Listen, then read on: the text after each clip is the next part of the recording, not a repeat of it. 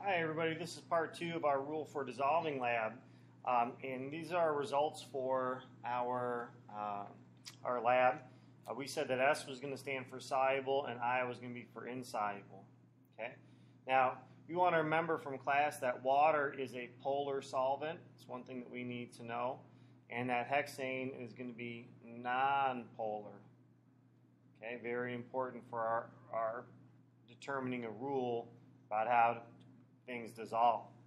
Okay, copper sulfate, CuSO4, is an ionic substance. We're going to go over how they're classified, either ionic, polar, or nonpolar. NaCl is ionic, and NH4Cl is ionic, and NaCl. Okay, methanol is polar. Urea is polar. Transmission fluid is nonpolar. Ethanol is polar, and naphthalene is nonpolar. Okay. So once we have those results, what we're going to do is try to come up with a rule for dissolving. We're going to come up with 3 rules and then 1 rule that governs them all. Okay. So the first one is, we notice, is there a pattern in terms of how our ionic substances dissolve? Ionic dissolves in water, which is polar. So ionic dissolves in polar. And we see that in all 3 examples. Okay, that's going to be one of our rules, that ionic dissolves in polar. So we can go down here in this bottom part. Ionic dissolves in polar. All right. Now, what about all those things that are polar? What's the pattern there? Polar dissolves in polar. Polar dissolves in water, which is polar. Polar dissolves in polar. So down here below, we're going to write down that polar dissolves in polar. And lastly, we can tell from our results too that nonpolar dissolves in nonpolar hexane, and nonpolar substances dissolve in nonpolar hexane. All right, and so that nonpolar dissolves in nonpolar.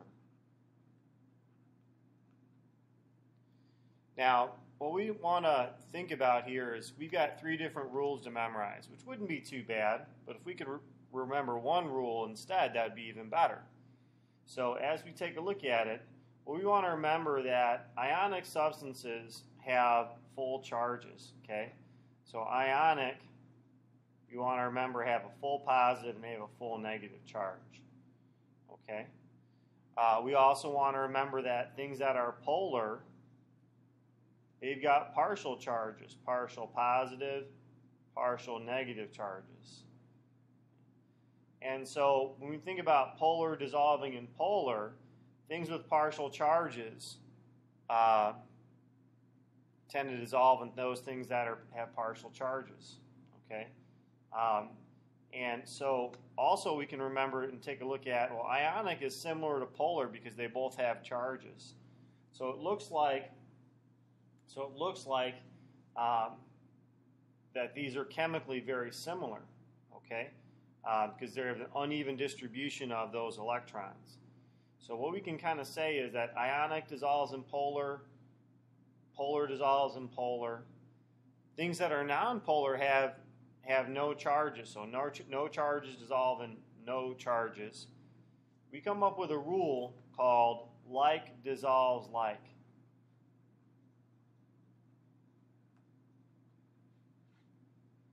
And this is a rule that governs kind of all these 3 rules. And it means that things that are chemically similar will dissolve each other. Okay? Polar is chemically similar to ionic because they have either partial or full charges. Polar and polar are going to be very similar, obviously.